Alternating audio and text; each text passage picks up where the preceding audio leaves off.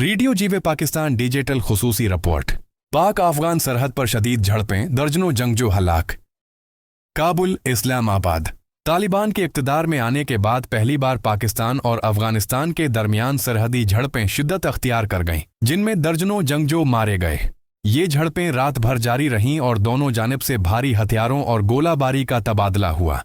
Reports के मुताबिक लड़ाई का आगाज सरहदी चौकियों के करीब इस वक्त हुआ जब दोनों ममालिक के दस्तों के दरमियान सीमा हदबंदी के मामले पर कशीदगी बढ़ गई। मकामी ज़राए के मुताबिक कई शहरी इलाकों में भी गोलियां लगने और धमाकों की आवाज़ें सुनी गईं।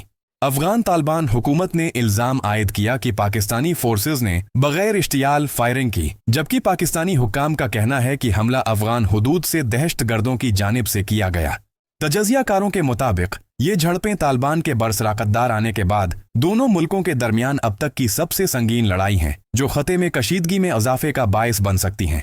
प्यारे सामाईन व नाजरीन, ये वाक़या खते में क़ियाम अमन के लिए नए सवालात पैदा करता है। ज़रूरी है कि दोनों ममालिक बातचीत और ताउन के ज़रिए मसाइल का हल निकालें ताकि सरहदी अमन कायम रहे।